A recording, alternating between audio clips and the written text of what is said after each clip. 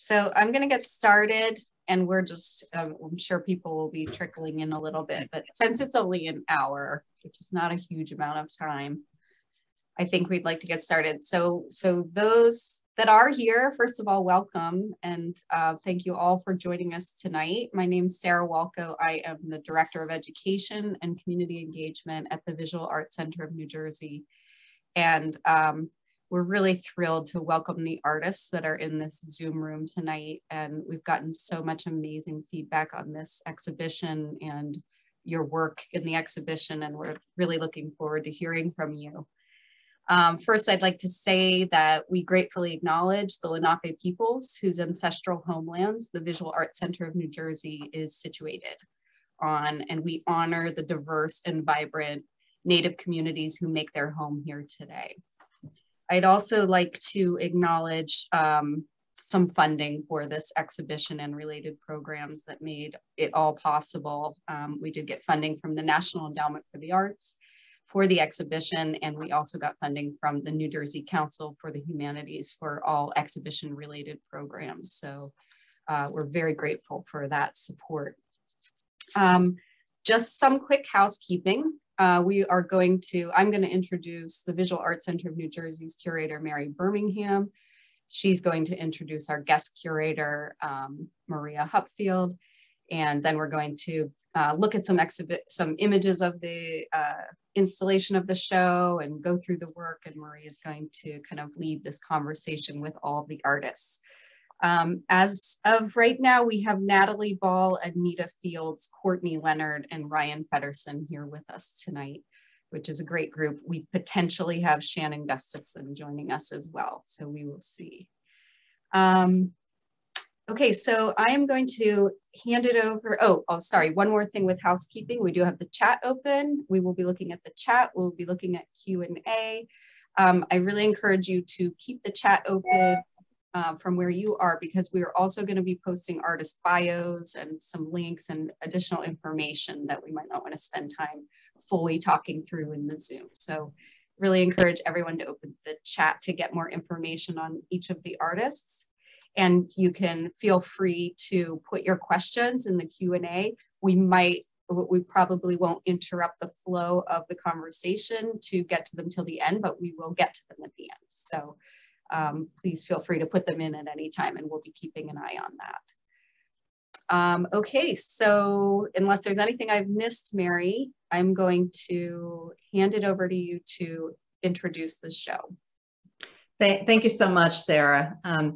First of all, I want to say what a tremendous privilege it was to have Maria Hupfield as our guest curator for this exhibition.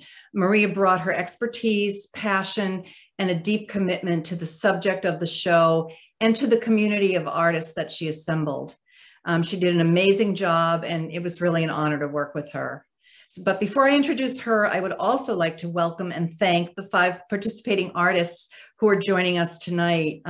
As we mentioned, we could take a lot of time reading their very impressive bios, but I know you would much rather hear less from me and more from them. So we'll post those links to their bios in the chat. And I really urge you to check these artists out, because if you haven't already figured it out, they're truly amazing. So first of all, welcome to Ryan, Anita, Courtney, and Natalie, and hopefully Shannon. Thank you so much for the important and meaningful work you have contributed to the show and to the catalog. I believe that most of you have actually created work specifically for the show, which is a tremendous honor. I'm sorry that we couldn't meet in person. You know, everyone's kind of scattered around the country, and then with all of the complications from COVID, it was, here's Shannon joining us. So welcome, Shannon. So it was just a very difficult period in which to organize a show. So I thank everyone for their patience and forbearance with us. And on behalf of the Visual Arts Center of New Jersey, since you weren't here, I just want to thank you again for your participation and welcome you tonight.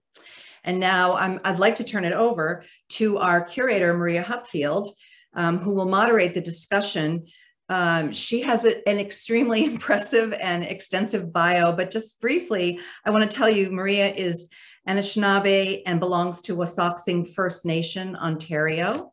She is an internationally recognized artist and curator.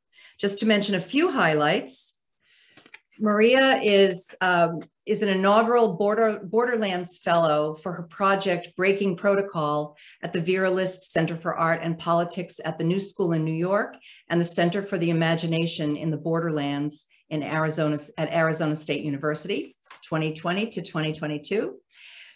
Her exhibition 9 Years Toward the Sun at the Heard Museum in Phoenix followed her first major touring solo exhibition, The One Who Keeps on Giving, organized by the Power Plant. She has presented her work at the National Gallery of Canada in Ottawa, the Smithsonian Institution, National Museum of the American Indian, New York, the Museum of Arts and Design, New York, the Brick House Gallery in Brooklyn, New York, the Bronx Museum, the Boston Museum of Fine Arts, and many other places. She is co-owner of Native Art Department International with her husband, artist Jason Lujan. She's a founding member of the Indigenous Kinship Collective in New York City and a founder of Seventh Generation Image Makers, a program within Native Child and Family Services of Toronto. Maria is currently assistant professor in Indigenous performance and media art and a Canadian research chair in transdisciplinary Indigenous arts at the University of Toronto, Mississauga. So for more on Maria, I really recommend that you check out her statement, which is posted in our link in our chat. And I'm going to shut up now and turn it over to Maria Hupfield. Thank you. Chimibach Mary. So Sarah, I think you have some images that we would like to share with everyone. So one of our goals with this exhibition coming into it, we knew that we would be, what was ahead of us in terms of the pandemic and just really wanting to get this exhibition up and out there. So we managed to do a beautiful job documenting the exhibition. So we're going to share some of those images with you now. First of all, originally, the title for this exhibition, The First Water is the Body, comes from or shares the title of a poem by Natalie Diaz from her book, Postcolonial Love Poem. And originally, as an artist, I often go to people who work with language and words to see what they think about it. And one of the things that really connects me to Natalie Diaz was this idea of what does someone from the desert, what does this Indigenous woman from the desert think about water? What's her view, thinking about myself being someone from the Great Lakes. And so I went to her, to this poem, and I knew I wanted to borrow a line from her poem as the title. And then as we continued to talk and I spent time with it, I realized, in fact, the title of her poem was the title for this exhibition. And at which point I immediately contacted Natalie, asked her about it, and she said, of course, Maria, let's do this. So I just want to acknowledge her generosity and kindness and support around letting us work with her words, and also to include the publishing of her poem as part of the catalog, which has just come out. So let's move on and look at some of this work. So I think, so first of all, I just want to also acknowledge that there are many, many Indigenous artists who work on the topic of water. There's a lot of exhibitions, a lot of, I feel like this is really scratching the surface. So in selecting this particular work, these are artists at this moment in time whose work I was looking at and really wanting to emphasize, having voices from both Canada and the US, so from across Turtle Island, and really take this as an opportunity to connect with people who I whose work interested me and who I've been following a long time. So these are some of the artists who are in the exhibition, and some of whom we have with us today. So let's move ahead. So here you go. I mean, as soon as you walk in, you see this incredible Carrie Allison work, the gold beads on the wall. We can see a number of items here on the far wall. We're also seeing Marianne's pictographs. I'm really enhancing the space. And one of the things that I thought was really important was to have the presence of bodies, people, and land all together here. And that we would not only see this evidence through photos, materials, but also we would hear it through the audio that would be coming into the space and announcing the space, and we would be hearing voices through the videos as well. Let's move ahead. All right, so this is a beautiful view where we can see, Ryan, your work, which is here, one of two pieces which are in the exhibition, and then also Natalie, your gorgeous piece on the far wall. So we're seeing it here. I'm wondering, since we have you both here with us, Ryan, can you share a little bit about oil spill with us? Yeah, so this piece is called Microspill, and it was originally a series of 3 snow globes that were created for an exhibition that Asia Tail, the founder of Yahoo, put on called Protect the Sacred. And it was a fundraiser for Standing Rock for the Legal Defense Fund. And so I created 3 of these pieces that are cross sections of the Dakota Access Pipeline, that when you flip the globe, it kind of mucks it with black glitter and replicates a kind of miniature oil spill. I wanted to reference the subject matter in this way because I like to mess with scale and the way that we have impact on things. And so in this case, I've made us much larger than something that is in fact much larger than ourselves, and given us the ability to change it with a flip of a hand, which I hope makes people reflect on our agency over systems.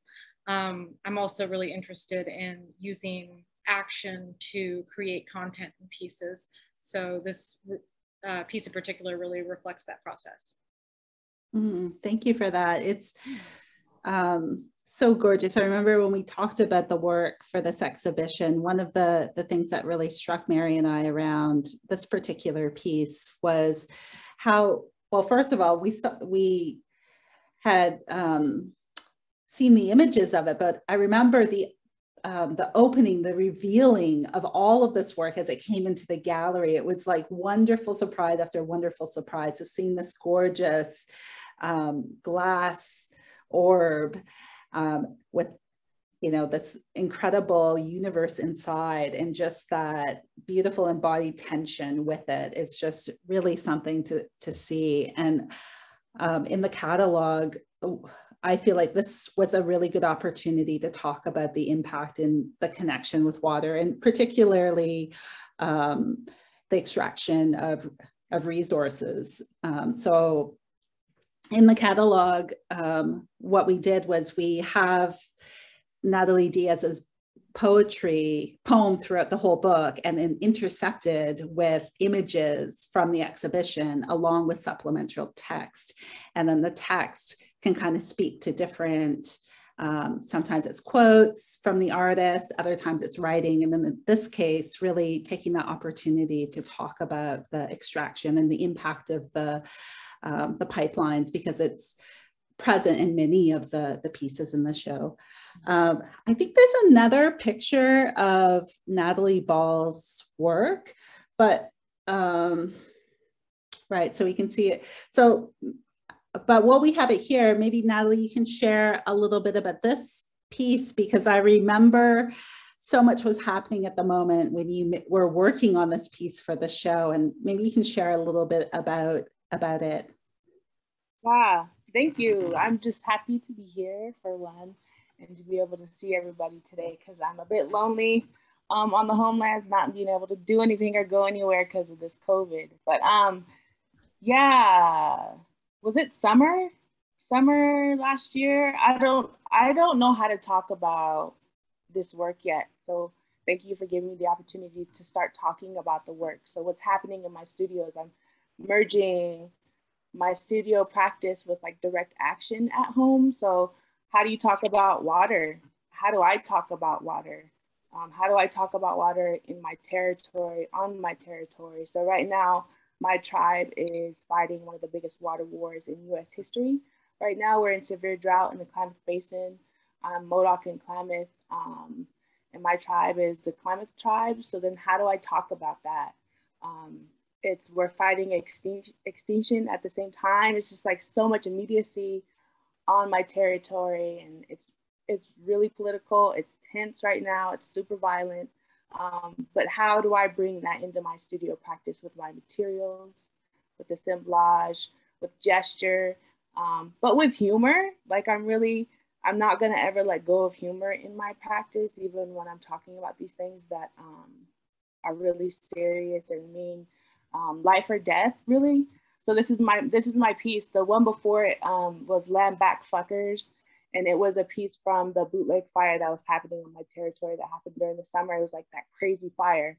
So I took a piece of burnt wood from that fire and then made work. So then I'm really interested in bringing in materials that are impacted by settler violence into my practice and making work about that. That speaks directly to umbo. This is my umbo basket. It's a miniature army jacket with our river willows, and I took apart a settler quilt and thinking about our umbo baskets, our burden baskets, how to carry umbo in our baskets, literally. And this one you can't. It's how do we fix it? How do we fight for our water? How do we maintain what we have? How do we fight for everything back? Like that's what I'm doing on my homelands and my territory, because I want all my shit back. I want all my land back. I want the cattle off my territory, all of that. So how do I talk about that? What does that look like? And this is one of the pieces, the umbo basket. I just am excited to talk about water, but at the same time, I'm terrified of what could happen to our water. So this is one of those pieces. Wow, thank you so much. That's, yeah, there's a lot there with this piece, and really captured in the form of a vessel, right? Something that could be carried, something that has that evidence so clearly of the hand as well. Thank you for making that. You could also see some other work there, Wendy Red Star and Laka Williamson Bathory's video as well. We get another view of of Ryan's work. And then here in the foreground is just this incredible, gorgeous skirt that Shannon made for this exhibition. And I just have to say that when I invited Shannon, it was before I saw, before I saw your exhibition in Thunder Bay. And it was, I was talking to my sister, Deanne Hupfield, who, I was asking her, for recommendations, because I knew I had something in mind for who I wanted to have in the show. And she said, you need to see Shannon's work. And right away I was like, yes, and invited you. But honestly, like when I saw your exhibition up there, it really blew me away so much. Like, I don't know if I would have had the confidence to invite you. I've seen that exhibition first, but I must say this is such a beautiful piece. It's so great to have you here with us today. Is there anything you want to share about this work? Hi, I just first like to say miigwech, Maria, for extending this invitation to me. And I think that as an artist or as a maker of things, these sort of opportunities really challenges my abilities, my skills, and but also gives me an opportunity to go through a process, you know, while creating things. And I think for myself, I have really used art as a form of healing. And I just, when I think about this skirt, like I don't, you know, like I'm not the kind of person that's like on the front lines and advocating the things that I am passionate about is ceremonies and culture, and, you know, creating that connection for our people, creating that connection that we have to the land, to the water, to all of creation. But these skirts, I've made a few skirts, as Maria talked about earlier. There's an exhibition, and there's a series of 13 skirts. And so when Maria asked me, like, what would you want to make? And when I think about water, you know, I think about, you know, as women, like we're life givers, you know, and that's very sacred and it's very special. And so for me, I've had a very tumultuous relationship with water throughout my life. And in 2015, my son, he drowned in a car accident. His car was submerged into a river. And so for my own healing, you know, I really had to learn about forgiveness. I had to learn, you know, how to honor, how to respect the water, because I had a lot of bitter feelings toward the water for a very long time. And so for me, like, I had to challenge myself to make peace with the water. And so this is the part of my journey, and I have been, you know, really working on myself. But you know, this journey has reconnected me with ceremony, and so that's sort of what this skirt represents, because I can move forward in life, but I need to go back. I need to go back and sit with our elders and sit with our ancestors and learn about this place, learn about our responsibilities here. And so if you look at that skirt on the bottom, there's a pattern print on there. And that black pattern print with the lines on there, I don't know if you could see it, but that in Anishinaabe territory, that's something that we call the otter slide or the otter trail design. And, you know, and so that design is something that has been replicated throughout, you know, history. And you see it on a lot of old beadwork.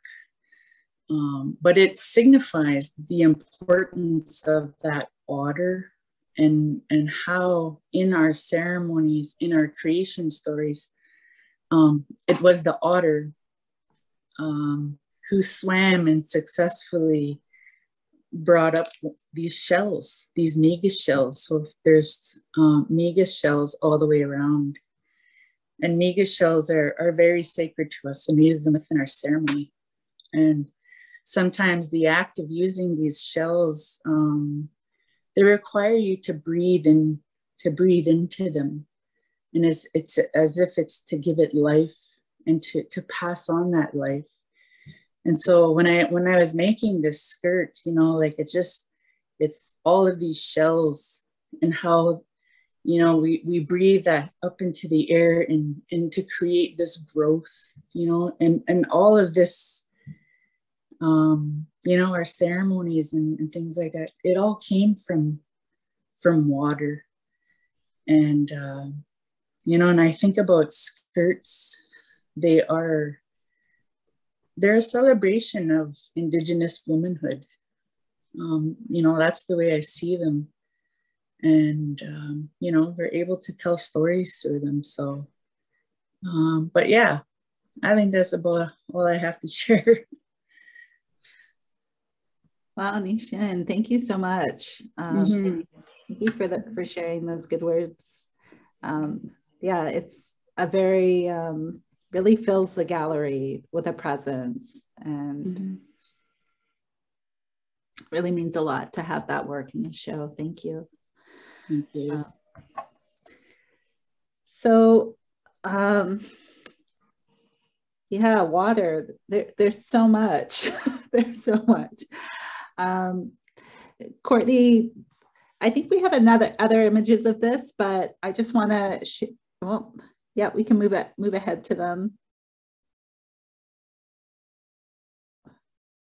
There we are. Okay, so we have you placed in this really beautiful position in the window, and you know, it's so great to have artists in the exhibition who work with ceramics, who work with the stuff of earth. And I'm wondering, can you maybe tell us a little bit about this work? I know you, this was special for the exhibition as well in terms of the palette and the presentation. Yeah, I'm usually a night person, but I think I'm like in the middle of the night person. So I'm not totally awake right now, but I wanted to really just say thank you to Bhutni for having me here. And this is pretty cool, seeing all of everyone's faces. And just the invitation, Maria, was awesome. The consideration of the language. I'm a big word person, so I was thinking about the idea of the first body is the water, and this invitation for this opportunity to be with other amazing female artists in the space, and reflecting upon water, and also doing it during COVID, which is not ideal for my the way that I like to go about the work that I do with research and community engagement. It was a bit of a struggle, but I also appreciate the Zoom phone calls that we all did. So I looked at aerial views of the territory through Google Earth, and I was looking back and reflecting upon just my knowledge of being Shinnecock from the east end of Long Island and our trade systems through waterways up through the Hudson in New Jersey. And also drives that I would take with my mom. She ran urban Indian centers in Pittsburgh and Philadelphia. And we would be in the car all the time going to powwows and socials. And to get to Long Island, to get to the res, you have to go through New Jersey, through Staten Island. And when I was growing up and I was younger, it used to be, it still kind of is a dump. So that's where people dump their trash. And when you're young and you're trying to go through that drive, we used to make a game of it where we would close our nose and see how long we could hold our breath to get through the area of where they would dump. And so this particular color field is in response to the opposite of time. In 2016, there was a particular kind of situation, scientific marine ecology situation, where the water had a bit of cold coming through, and there was an immense amount of phytoplankton that occurred, and the water was blue. It looked like the Caribbean. And I was thinking about how when we are with water, and also thank you, Shannon, for sharing everything that you've shared in your work. I really appreciate that, because sometimes in reflection of water, we don't think of the wholeness of water. We don't think of all of the things that water can be. And our translation of water is often through our memories of water. And so in 2016, when people were having this memory of the blue waters of New Jersey, I was thinking about, does that always mean that when we think the water is blue, that the water is actually healthy? Or is the water also healthy when it's kind of browner or greener or just different tones? And I think ultimately I was thinking about this idea of coming together, the flow of the Hudson, the change and shift of water as it can either be healthy or unhealthy, or how it's perceived as being healthy or unhealthy. And so the different pieces are from continued bodies of work that I do with coiling. All of the pieces are coiled clay. So I have the basket that is kind of bulbous in the front, is sitting on a bed of oysters, which are naturally filtrations for water. And that is from my abundance series. And the one word of abundance is thinking of the idea of being able to fill your basket with fish. But sometimes we have mass fish dies because of a lack of oxygen in the water, and you can't actually go and harvest fish at that time. And the same for our oysters. Like, we're shell people, water people, and so we just go clam digging and all of that, and you want to go eat, and it's awesome. But sometimes in March, when the waters get warmer and there's a lot of pipe infrastructure, like waste from all of the people that live on Long Island and New Jersey, it's all flowing into the water. So around March, April, May, sometimes we have times where you can't harvest your shellfish, and because they'll have neurotoxins in there that can actually kill you. So yeah, I'm kind of the Debbie Downer of water parties, but I look a lot into science and the reflection and our responsibility of our connection to water and its memories. And I try in my journey to learn from the people that I'm blessed to be around. And my perception of how I weave the coils into these works are a combination not just of indigenous forms, but marine ecological labor. So the square basket is reflective of crab traps and whelk traps and box trap forms, which are pretty much when Bay people go out and they're harvesting early in the morning, they're stacking those box traps. So that's my subsistence series. And then the pipe forms are a combination of sewage pipes and also artificial coastal restoration projects that people often make out of concrete, which is really stupid because concrete, you have to take sand. So you're taking sand from coastlines to make concrete to then fix coastlines. So I'm trying to be short. The convoke part was the idea of coming together. And I just thought of, I don't like as an Indigenous person to talk about spiritual components because I feel like that's what people want of me sometimes, so I'm avoid of that. But I tried to honor the spirit of all of us coming together with these orbs, with these forms, and the negative space is reflective of that kind of water flow. And with conversations with you and Sarah and Mary, I kind of knew a little bit about the space, and there was the idea of this window. And I really do like the reflection that it gives to the work, which kind of continues the vein of that water. So thank you. Thank you, Courtney. Yeah, it's, and thanks for sharing that so much, because as a curator, I like to think about being in the gallery space that allows us as Indigenous people to be fully who we are and present, right? Like so often, and my role as a curator to be someone who's sort of a buffer, and the responsibility and the trust that's there around positioning and contextualizing the work is one that I've taken really seriously, but it is so beautiful how the work speaks to each other. I'm going to ask if we can go ahead and move to Anita's work. So yeah, we saw it there on the wall. So you're getting a sense of where it is in the gallery alongside this portrait. So again, it was really important to have bodies and figures and forms in there as well, alongside representations of water. So Anita, I think I saw an image of this on Instagram, or an early iteration of this work, and I fell in love with it. And I would right away was contacting you. And then you came up with these gorgeous figures. And I'm wondering, since we have you here, I have to hear you talk about this work. Okay. Well, first of all, I'd like to say thank you, Maria, for actually contacting me. I remember that, you know, in thinking about these, and thank you for the invitation, you know, for this exhibit.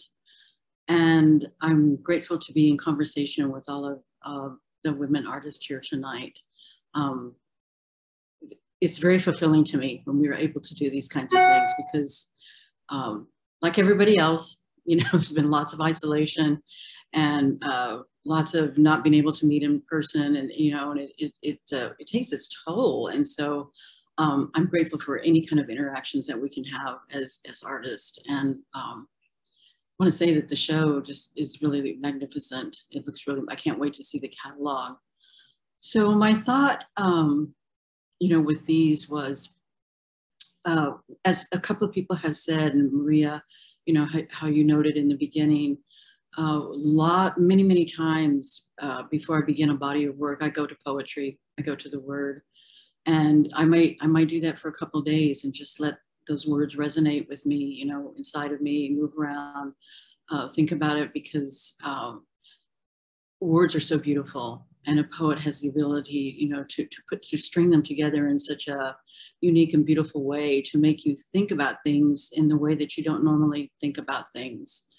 And so I sat down and read, you know, from the book, from Natalie's book, and yeah, I was really moved. And so I thought in the beginning, you know, I was thinking of just references, because as an artist, you know, much of what I make is just tied to my experiences, you know, from the time I was a really young person to now, and to the things I've heard, to the things I've seen, to the, you know, any kind of experiences that I've had.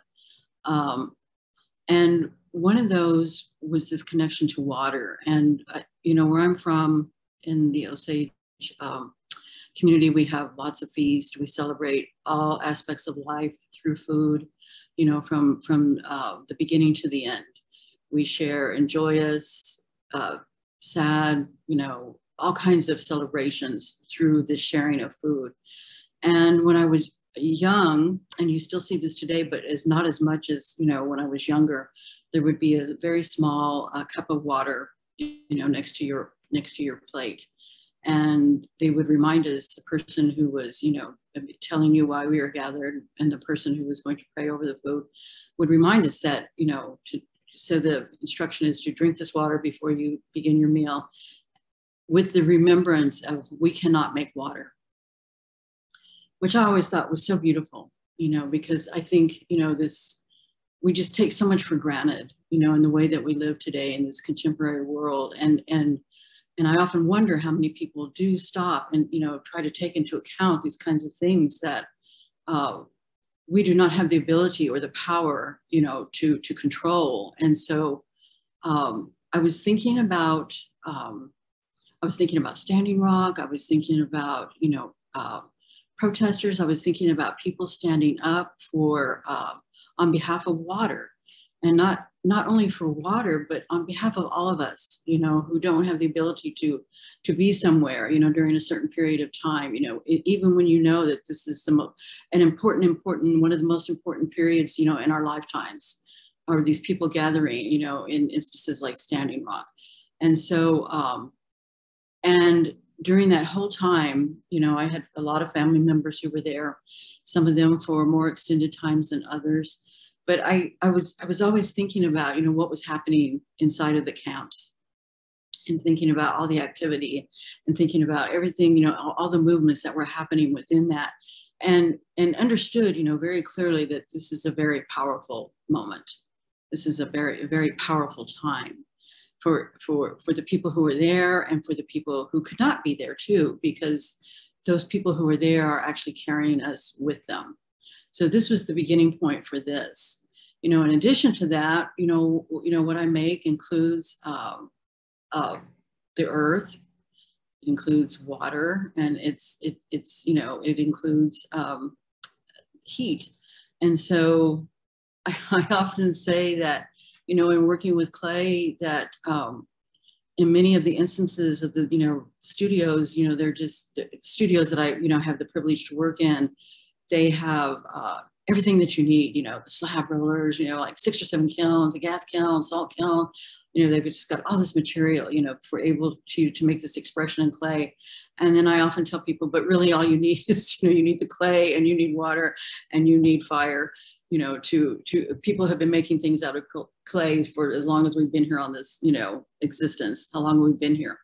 So, you know, with thinking of my material in that way, and then this idea of transformation and this idea of being able to take the earth and, you know, she allows you to shape it and form it and to make these different expressions is really powerful for me as an artist. So these figures, they have, you know, you can see they have gold, you know, they have gold feet and, you know, attachments and bandanas around their, you know, around their face. And I like to accent these things with gold because I feel like it speaks to the preciousness, you know, of these kinds of times and moments, and us as human beings also.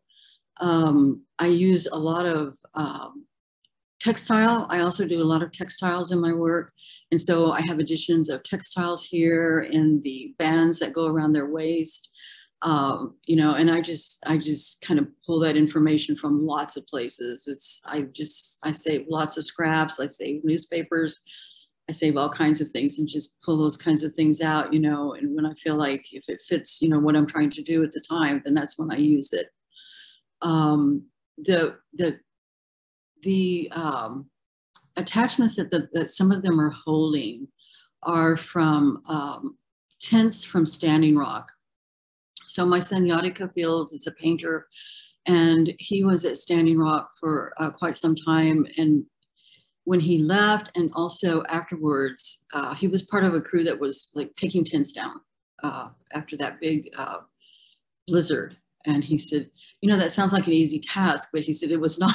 They were like driven into the ground because of, you know, the you know, frozen. And he said, what you would think, oh, I could get that done in an hour. He says, no, it just turned into hours, you know, because everything was kind of cemented into the earth. And so he brought some of those back, but then he also found somebody he was talking to that had, like, really a lot of them, had stored a lot of them. And so that was a contact that he had.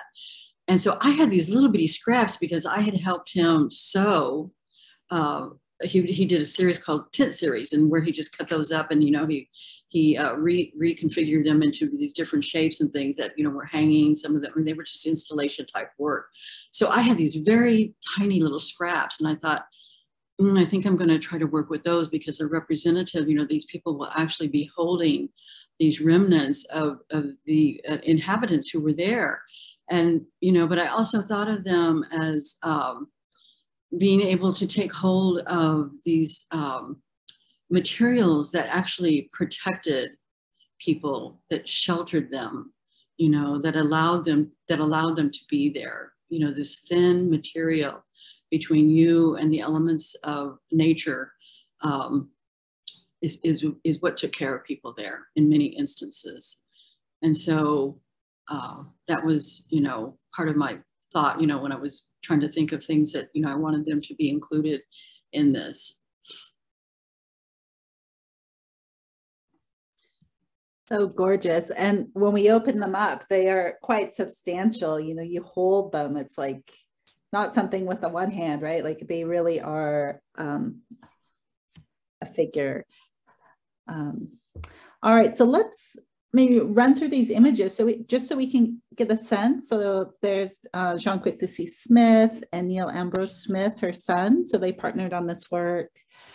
So of course I felt like we couldn't have a show without Jean being there as one of, you know, someone who's always stood up around the land and Indigenous history within the US. So she felt, you know, being an icon, really needing to have her present in some form or another in the exhibition. So we can keep going through. We can also see the late Sean Gershorn's The River Runs Red, so one of her baskets, which we were able to have on loan, and Carrie Allison's River on the Wall.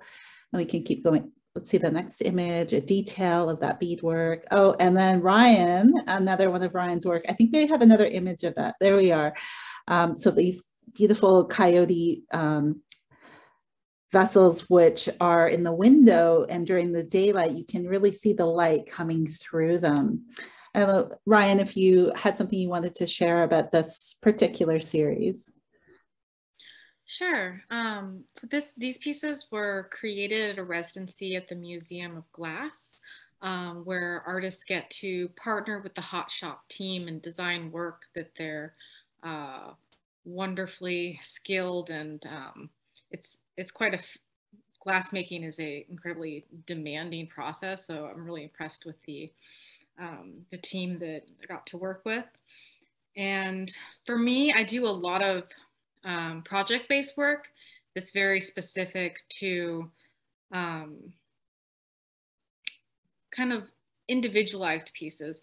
But this residency was for an opportunity for me to work through some of the symbols and images and stories that had been touched on in a variety of projects.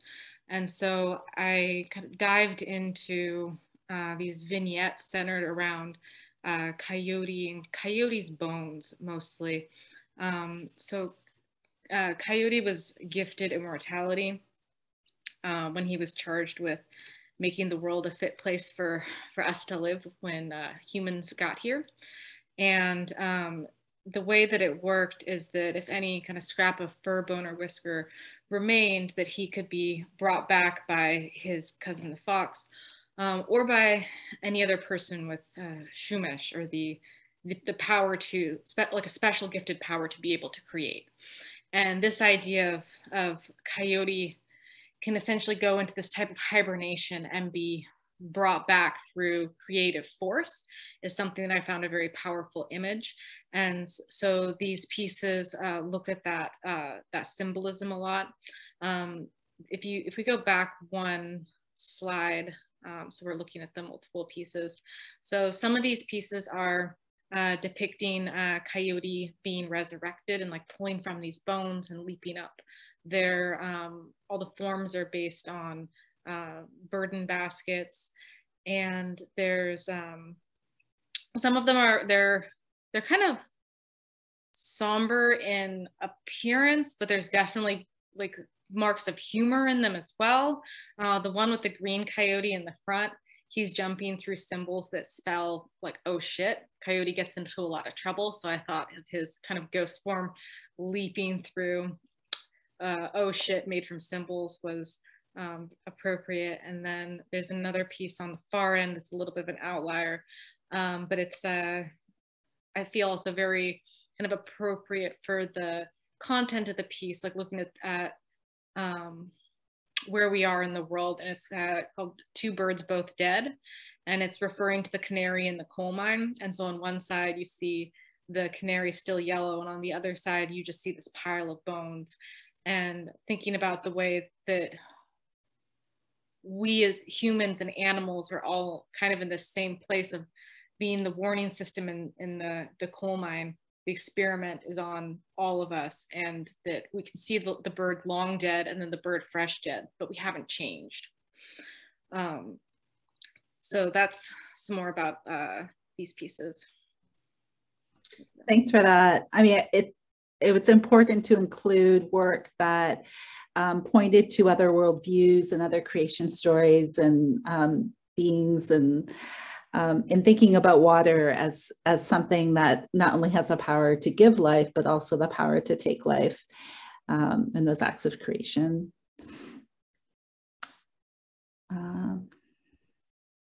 These are some more. That's some of the beadwork by Jewel.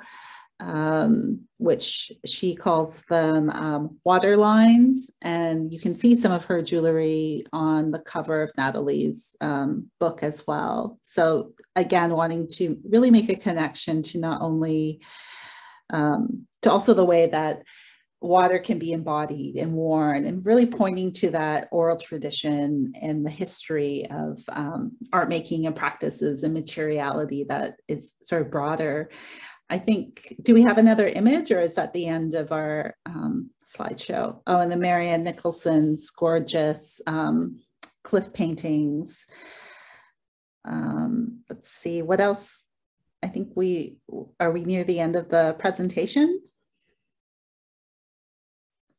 Great. So that's sorry, Maria. Yes, that was pretty much all of our images. Wonderful. Okay, so that's a glimpse into some of the documentation and some views of the show, which are also included in this like gorgeous catalog. And you can kind of maybe see there's this beautiful embossed surface on it, which also is the otter tail pattern as well. So Shannon, thanks for sharing that. I know it, when we talked about what to do for the cover, and we really wanted to draw from one of the works in the show, and that seemed like such a good reference. And then of course, it just points to the fact that the curator is also Anishinaabe, that we have this gorgeous cover for a show on water. But there are all kinds of, you'll find in the book, like your work is partnered in a section with Natalie's poem, and then some supplementary text that I put together. So there's some really beautiful moments in here. So, and of course, I'm going to spend all our time looking at the catalog, but that the catalog was put together before a lot of these conversations. So I'm really curious to hear folks' thoughts on when you read your section. So by all means, please reach out to me. It's such a treat to be here with all of you. You know, Maria, it's Mary. May I just ask you to comment on the use of the red in the catalog? Because I know it was important for you. You had this great idea of edging the pages with the color red and to incorporate that color. And I'm just wondering if you can comment on that at all, if there's anything that you want to share about that.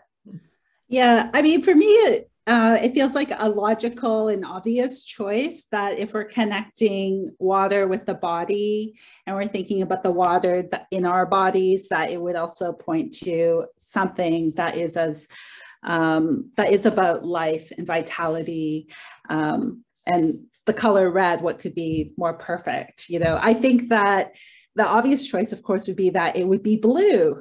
Or maybe that with the algae, with what Courtney said, maybe it would be green, maybe it'd be red and green. There's other, you know, logic to those symbolically, but I feel like the red was a really, felt really important. And I had also seen, Tanya Tagak has this gorgeous book called Split Tooth that's white with this gorgeous red edge that just reminds you of like blood on snow. And so, just it's a gorgeous book. So I would look forward to having that out in the world and everyone getting their hands on a copy of that. So we have a few moments. I'm not sure if folks have questions for each other or anything you want to share. There's questions from anyone who's watching. Feel free to add that to the chat. Yeah, thanks, Maria. We've been keeping our eye on the chat and the Q&A. I don't have anything in there right now. Mary, if you have any additional questions for the artists while we have them all in the room. I won't hog all the time, but I did want to ask Ryan, you know, when Maria and I were first talking about the show, of course, we were talking about different artists and we were looking at their work. And I was really surprised when ultimately, Ryan, you had glass work, because the work I was most familiar with was the wall-based cut vinyl and all of that. And I'm wondering, is this something that you came into through doing a residency, or I'm just curious how that door opened for you? Yeah. I have a strong affinity to materials, and I feel compelled to constantly experiment. Sometimes I wish I was one of those people who just kept building on something and stuck to it, but I just don't do that. I just am drawn to a new thing, and I love learning materials. And so I actually, even through like college, I have a fine art major with a concentration in painting, printmaking, sculpture, and drawing, with a minor in photography. And so I love the opportunity to try new things. That was not the first time I had worked with glass, although most of the heavy lifting's all done with the Museum of Glass's crew. I laser cut all these little emblems from different projects. I do work a lot with digital materials as well. So there's actually kind of a connection there to the cut vinyl. And then I composed them as we were working in the hot shop. But I had worked in glass at Pilchuck before that, and actually at II, their glass studio as well. And so I guess I think I met Courtney as I was inviting myself into the sculpture part of a residency, or the ceramics part. I was supposed to be somewhere else. They were assigning me, but I just am often tempted by new materials, and that's kind of how I got there. Perhaps we can take a moment, since we have a few minutes here, for everyone to maybe share something that you're working on now, what you're looking at next, and we can get a sense of where you're at. I know it's not typical times with the pandemic, absolutely here in Toronto where I am, feels like we're stagnant a little, but you could share a little bit.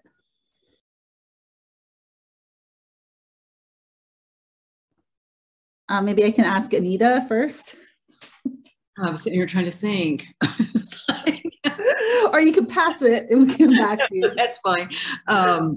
Well, I'm getting ready to start a commission for the state that will be based on a landscape, reflecting Oklahoma, and kind of referencing through texture the tribes that were removed here. So that, and then I've got a couple of other shows that I need to start working on. And, and I'm like everybody else. I'm sure you've got like 6, 7 things going on, and maybe more. So you're trying to tend to each one of them a little bit at a time.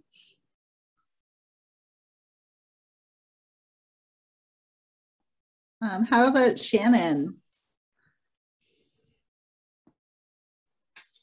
I'm actually, I'm in the process right now of creating a jingle dress. Will be displayed in the Met in, I think the summertime. So it's more of a contemporary version of a, I guess the old jingle dresses. So it'll be accompanied by like one of, I think her name is Brenda Child. She has an old jingle dress that she wants to pair with a dress that she asked me to make for the exhibit for the Met. But yeah, so I don't know, I hear it's a big thing. I have no idea. I just make stuff. So, but yeah, that's what I'm doing. That's definitely a big thing. Congratulations. I can't wait to get over there and see that. That's really exciting. Yeah, for sure. All right. Well, how about over there? Natalie, what are you up to? What are you going to be getting up to? Fighting settlers. I don't know. Commission work. I just got my first land back acquisition so I'm going to build a studio on our territory, our homelands.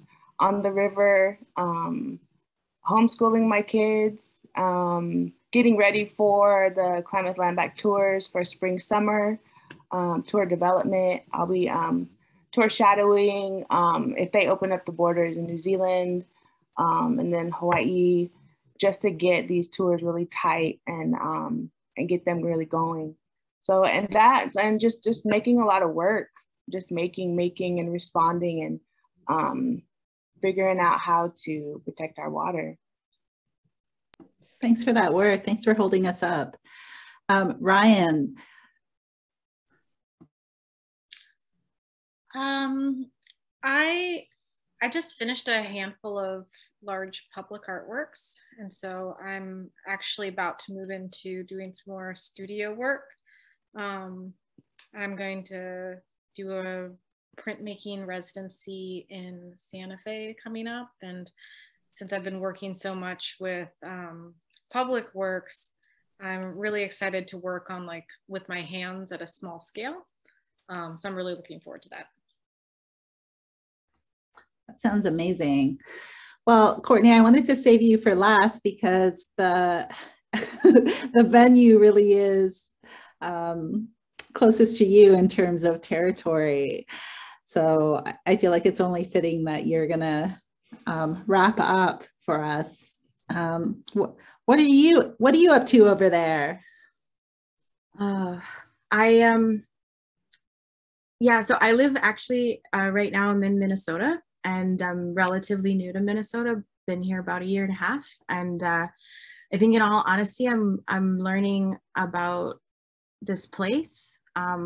It's just been a struggle because of COVID, so I don't get to go around and go meet people like I want to.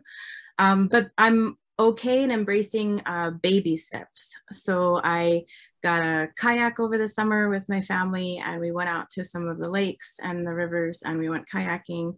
Heard a loon, which was awesome. Not because I'm loony, but because I remember that as being a good call up in New Hampshire, just being on the East Coast. And I also need to get over my COVID fear, but I really miss my family, and I was blessed to go over the summer with our daughter. We're more car people than flying with COVID, but she got to see, we had a good summer. She got to see her great-grandparents and all sets of grandparents from different communities. And so I'm just trying to hold appreciation and also return. So I'm returning to water in different ways and returning to family in different ways, and just trying to be mindful as best as I can. Just like all these other amazing ladies, we're getting it done, we're working. So I got some things going. I'm returning to a piece that is my thumb in clay thousands of times. And I'm realizing how much of a nutbag I am, because I'm doing little detailed vignettes in each, like literally the size of my thumbprint. So I think as I'm getting older, I'm realizing about our bodies. The first bodies are the water, and how awesome Anita is, because I've always loved her growing up and everything. And so I'm saying, Anita, that I'm tired, but I realize I can't really say that because I have a long way to go too. So, but yeah, just appreciative and doing the best that we can. Yeah. So hopefully I'll see you guys soon. And yeah, that was good times, Ryan. I just miss gatherings. I miss coming together and creating with other people, and really appreciate wow, Natalie, amazing. All these people that you have here, even tonight. This is awesome. Thank you. Mm-hmm. Well, thanks for bringing us home, Courtney. Chimigwach, thank you all. It's so special to be gathered together in this way, and it's definitely uplifting. Thank you so much. Yes, definitely. And thanks. We hear you, Courtney. It is hard to not be together, but certainly really beautiful to be together here tonight, you know, in the way that we can. Thank you so much to all of you. I'll be following up. Thank you to everyone and all the attendees who joined tonight. We will be following up. This program has been recorded, so you can watch it again. Thankfully, I will definitely be watching it again because there was so many really interesting things that were said and really beautiful descriptions of the pieces and your processes. And we're just really thankful to all of you as artists. Maria, Mary, any last things you want to add?